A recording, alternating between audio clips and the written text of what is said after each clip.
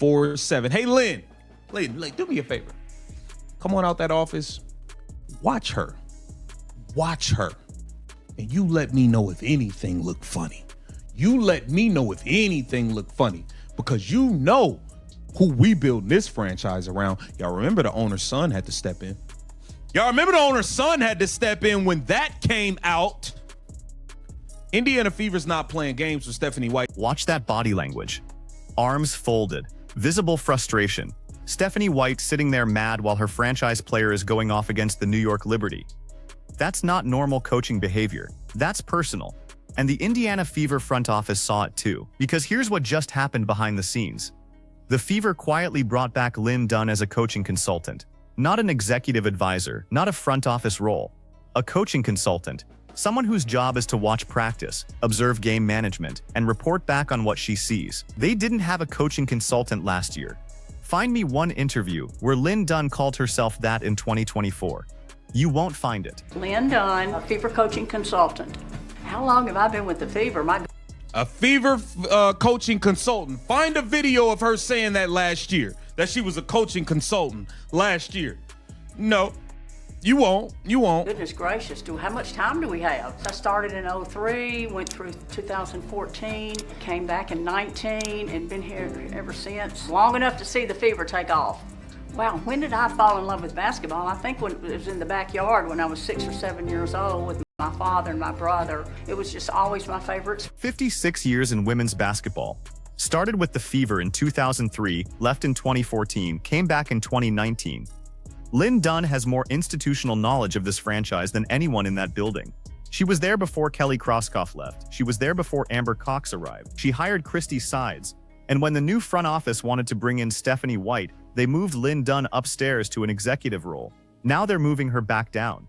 That's not a promotion, that's surveillance. Think about what that means. The front office elevated Lynn Dunn away from coaching operations specifically to make room for Stephanie White's vision.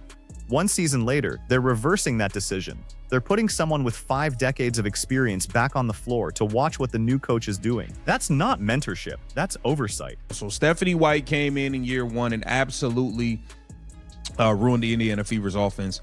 Caitlin Clark dealt with injuries. I mean, it was a lot going on. But ultimately, it did not look like Caitlin Clark's style of play and Stephanie White's coaching style mesh at all. Okay, we saw Caitlin Clark playing small forward. We saw Ari McDonald getting the ball, putting her hands over Caitlin Clark, all types of Let's talk about what Stephanie White actually did in year 1. She took the most dynamic offensive player in women's basketball and turned her into a small forward. Caitlin Clark, who built her entire game around pick-and-roll orchestration and deep three-point shooting, spent significant minutes standing in the corner watching Erica Wheeler run the offense. Erica Wheeler, a player who was literally unemployed at the start of the 2024 season. And Stephanie White had her bringing the ball up while the player who averaged 8.4 assists per game in college was spotting up in the corner like she's Klay Thompson. The offensive system regressed. Caitlin dealt with injuries that limited her explosiveness. The spacing was wrong. The pace was wrong. The shot distribution was wrong. And when Caitlin took over games out of necessity, when she went into that mode against New York where she's hitting step-back threes and threading passes through traffic, Stephanie White called it hero ball, publicly criticized her franchise player for doing exactly what makes her special. Bunch of people that was working, doing regular jobs, the Ari McDonald's who was jobless at the beginning of the season. Y'all had a hell of a run. All of that is cool. I don't care about what you did with those that does not matter. The job for the Indiana Fever is to coach around Caitlin Clark. Can you build a team around Caitlin Clark and play a system that fits her and Aaliyah Boston? That's the job here. The job here is not to show, I can win a couple games with Odyssey Sims and Ari McDonald. Okay, you can go to another team and win with those type of players. The job here is to succeed with Caitlin Clark, the biggest face in the sport, period. That's the job here. And if you can't do it, they're going to get... But here's where it got really problematic. After the season ended, Stephanie White did a series of interviews where she talked about building the team, and she kept emphasizing one specific thing. Kelsey Mitchell is the priority. Kelsey Mitchell is who we're building around. Kelsey Mitchell is the foundation. Now, Kelsey Mitchell is a good player, averaged 19.2 points per game in 2024. She's a veteran, she's consistent, she's professional. But she's not the reason the Fever went from 13 wins to 20 wins. She's not the reason attendance tripled. She's not the reason the Fever became the most watched team in WNBA history. That was Caitlin Clark, and when Kelsey Mitchell takes 25 shots in a game, Stephanie White is all smiles on the sideline. Enthusiastic, encouraging. But when Caitlin does it, suddenly it's a problem. Suddenly we need to talk about ball movement and team basketball, and not relying on one player. The owner's son had to step in. That's how bad the optics got. When those comments about building around Kelsey Mitchell started circulating, when fans started asking what the hell is happening, the owner's family had to address it internally. Because they know exactly who this franchise is built around. They know who's selling tickets and jerseys and broadcast rights. As they reintroduce Lynn Dunn. Let's take a listen. Anything's possible. You can be anything. Coaching consultant. She wasn't your consultant last year. Who was your consultant last year, Stephanie? It's already happening and y'all don't even peep. You got to peep the blitz before the snap. If you don't see the blitz before you snap the ball, you're sacked. You got to peep the blitz. They getting eyes put on you 24/7. And if you don't do right by CC, you are out of here. You want to be. If you're willing to invest the time, you're willing to do the work, you're willing to rebound from failure, because that's going to be part of the process. I think once you learn that life's a roller coaster and there's going to be ups and downs, but your ability to bounce back, refocus. So now we have Lynn Dunn back in a coaching capacity. And listen to how she describes her role. Mentoring the next generation of coaches, educating young coaches, watching them mature and prosper. That language is deliberate. She's not there to collaborate with Stephanie White. She's there to evaluate her. The Fever are being smart about this. They can't fire Stephanie White after one season where the team made the playoffs. The optics would be terrible. She's an Indiana native. She played at Purdue. She's beloved in the state. Firing her after a 20-win season would create a public relations nightmare. But they can put her on notice. They can make it crystal clear that year 2 needs to look different. And if it doesn't, if we see more of Caitlin Clark standing in corners, if we see more hero ball comments, if we see more emphasis on Kelsey Mitchell over the franchise player, then they'll have their coaching consultant right there documenting everything. Lynn Dunn isn't just watching practice. She's building a case file.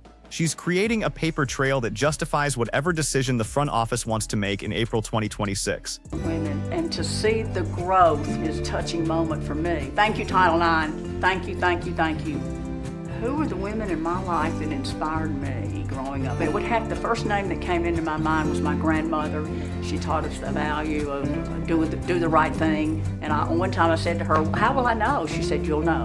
I've been coaching and being involved in some way with women's basketball and women's sports for 56 years. So that's a long time, and it's been a wonderful experience. And here at the twilight of my career, I'm able to finish my career with Pacer Sports and Entertainment and the Fever, and I'm absolutely so grateful and thankful. What's it like to mentor the next generation? I think I take that very seriously. It's a wonderful opportunity for me to educate and grow young coaches and see them prosper, see them mature, and it's something that I want to be involved in for the rest of my life. Here's what makes this fascinating. Stephanie White had success last year by any traditional metric. The Fever improved by 7 wins. They made the playoffs for the first time since 2016. They beat good teams. Erica Wheeler and Lexi Hull and Kelsey Mitchell all had career years in various aspects. But the front office isn't measuring success by traditional metrics anymore. They're measuring it by one specific question. Are we maximizing Caitlin Clark's potential? And the answer right now is no. Objectively, demonstrably no. Caitlin Clark averaged 19.2 points and 8.4 assists per game as a rookie, while playing in a system that didn't fit her strengths. Imagine what those numbers look like in an offense designed around her skill set.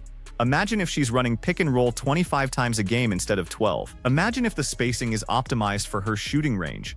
Imagine if the pace is pushed to take advantage of her transition vision. The Fever aren't comparing Stephanie White to other WNBA coaches. They're comparing her to the theoretical ceiling of what this roster could accomplish with the right system.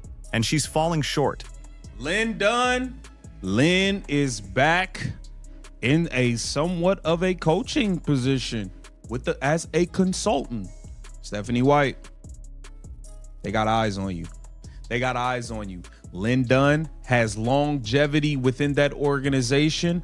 that stems far longer than Amber Cox and Kelly Krauskopf and anybody new in that front office. Lynn Dunn was there before y'all, and Lynn Dunn will be there if y'all asses get fired. I'm telling you that right now. The Fever, they are on high alert when it comes to this Stephanie White, Caitlin Clark situation. You can ignore the facts all you want to. You can go and ignore the facts all you want to. I don't believe Stephanie White did herself any favors after the season while she was talking about building the team around Kelsey Mitchell and how she's the number one priority and all of this stuff. I don't think she did herself any favors with that.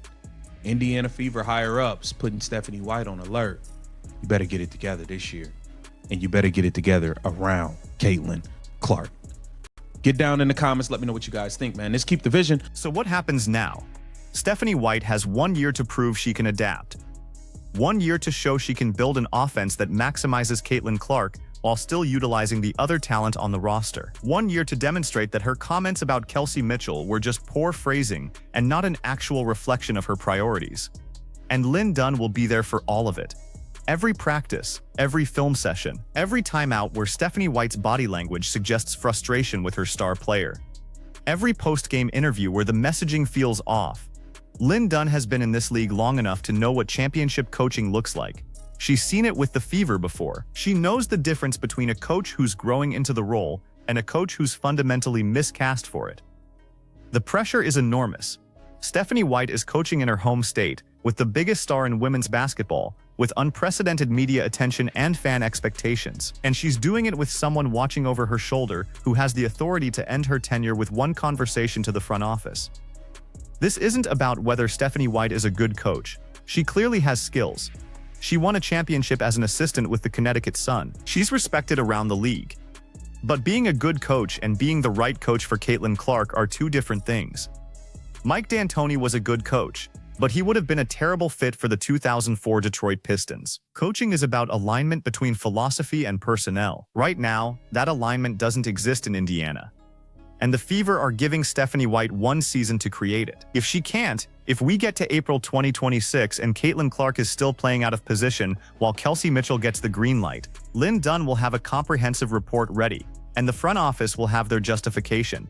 The microscope is on, the expectations are clear, and the consequences for failure are sitting courtside at every practice, taking notes. So here's my question for you. Is Stephanie White going to adapt her system to fit Caitlin Clark's strengths? Or is she going to keep trying to force the best player in the league into a role that doesn't maximize her impact?